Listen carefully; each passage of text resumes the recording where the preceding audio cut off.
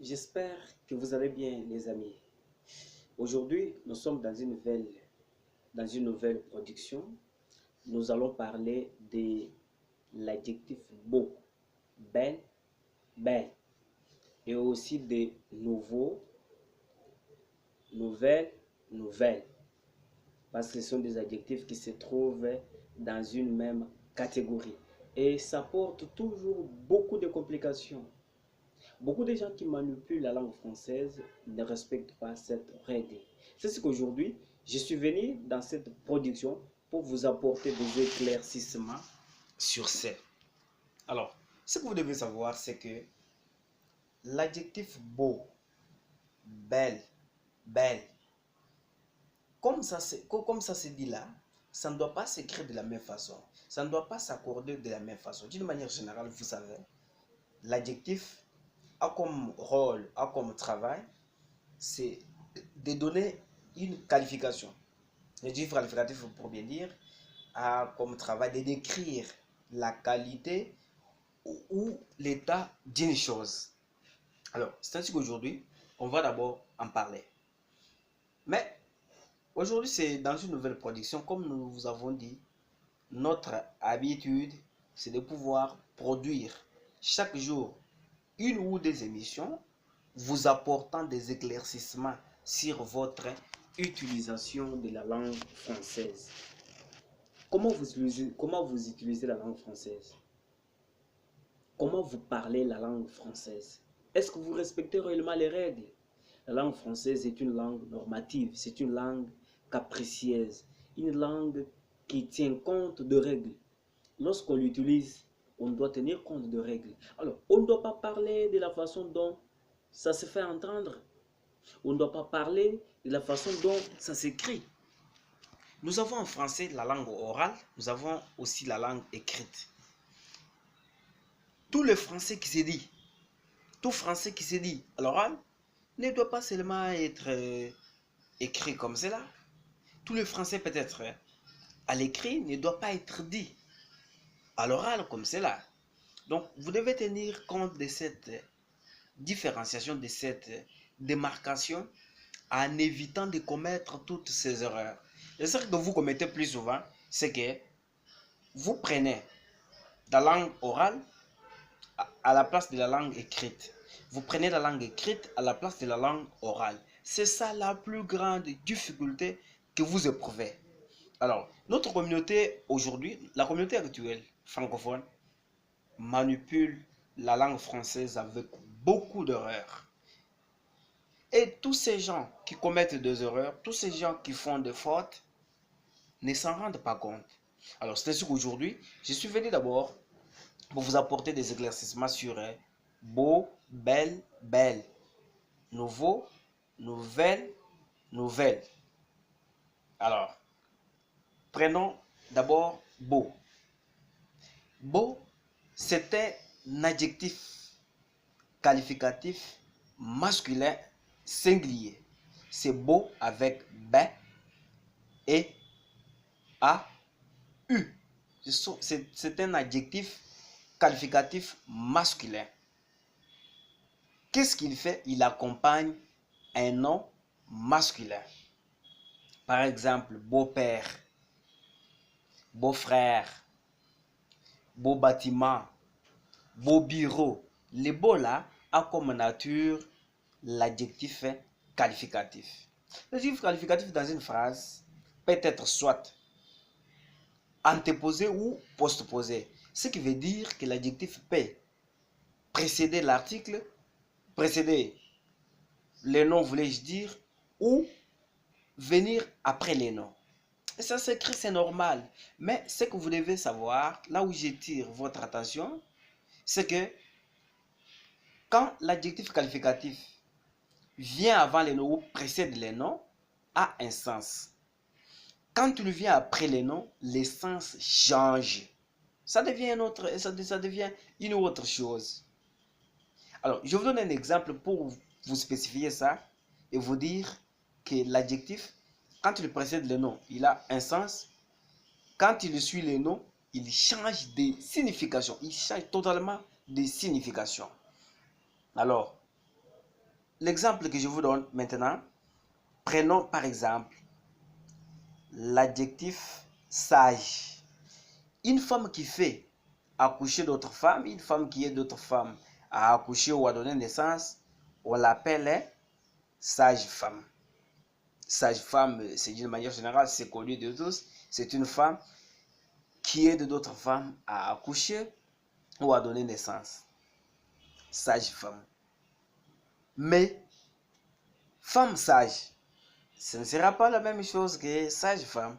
Femme sage, à ce moment-là, quand on dit cette femme, c'est une femme sage, ça veut dire qu'elle est intelligente, qu'elle est intellectuelle, qu'elle est leader, qu'elle a une vision, qu'elle est dans les histoires de développement, c'est une femme qui propulse les autres, etc.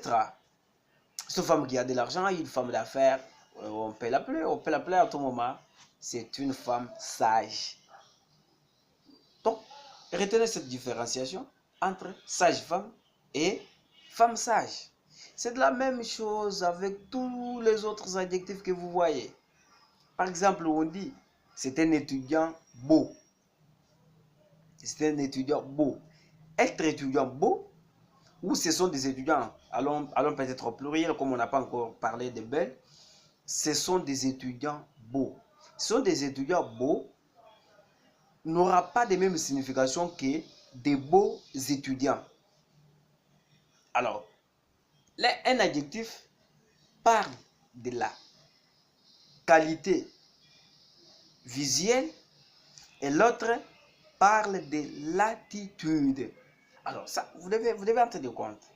Belle. Belle avec un seul L, c'est un adjectif masculin singulier qui accompagne les noms masculins commençant par une voyelle ou un H nié. Par exemple, étudiant. Si on vous donnait de choisir, on vous donnait le temps de choisir entre beau et belle et mettre à l'étudiant, vous allez mettre belle.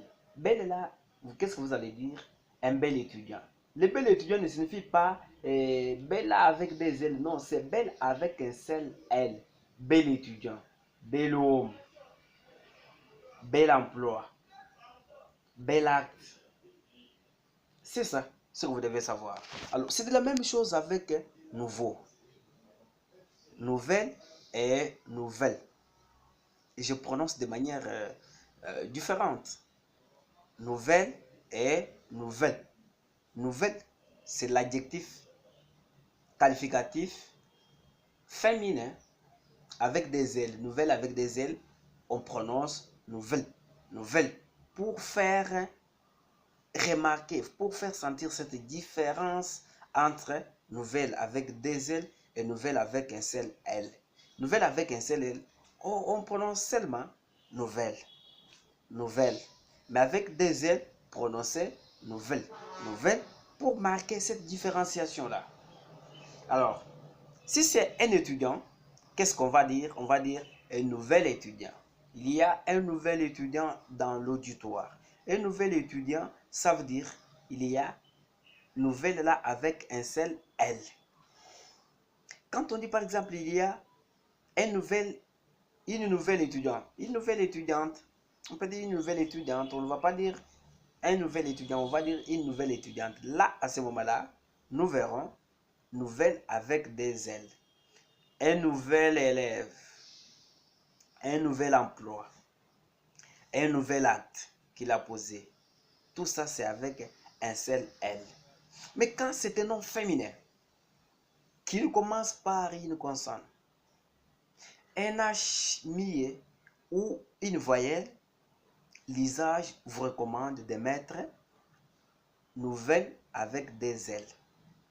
Pour dire par exemple, une nouvelle femme, une nouvelle fille, une nouvelle voiture et un nouveau bâtiment. Donc, les nouveaux, l'adjectif qualificatif nouveau a comme contraire au féminin nouvelle. Donc, nous avons des adjectifs ici qualificatifs qui sont au masculin, nous avons nouveau et nouvelle avec un seul L. Ce sont des adjectifs qualificatifs masculins. Quand vous écrivez, tenez compte de cette différenciation pourvu que vous ne tombiez pas dans ces erreurs. En plus, vous parlez mal le français, plus vous compromettez à votre vie. À votre vie. Parce que vous vous imaginez, vous êtes au milieu des gens, au lieu de dire, je vis un nouvel homme venir, vous dites, je vis un nouveau homme venir. C'est scandale. Ça va scandaliser les gens. Et certains se tourneront vers toi pour voir. Mais c'est comment ça? C'est comment ça? Donc, c'est facile, c'est clair. Comme nous vous avons dit, nous sommes dans l'émission École de grammaire et de littérature. Ici, nous parlons de la grammaire, nous parlons de la littérature, qu'elle soit congolaise, africaine, française, négro-africaine, nous allons en parler. Nous parlons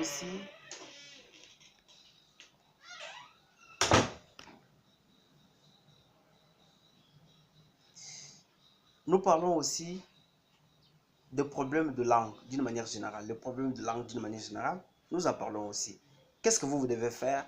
C'est de pouvoir vous abonner, activer les cloches de notification, pourvu que vous receviez à tout moment une nouvelle de nos émissions. Parce que la production, elle est journalière. C'est chaque jour où nous apportons des éclaircissements sur votre façon de communiquer, sur votre façon de parler français. Nous apportons seulement des communiqués. Nous apportons seulement des éclaircissements. Nous savons bien que vous connaissez beaucoup de choses. Nous savons, vous parlez très bien français. Vous avez un très bon français. Mais au moins, il y a de petites erreurs. Et les petites erreurs là, nous voulons les effacer. Nous voulons les éviter. Qu'il n'en existe nulle part dans votre élocution. Qu'il n'en existe nulle part dans votre communication. Alors, restez connectés à École de grammaire et littérature sur YouTube, bien sûr, et apprenez. Écrivez-nous dans les commentaires les difficultés que vous éprouvez, comme ça dans la prochaine production, nous répondons à cette question-là, nous répondons à votre préoccupation. Nous vous apportons des éclaircissements, nous vous apportons tout ce qui doit propulser votre communication, tout ce qui doit propulser votre langue, votre façon de communiquer. Alors, ciao!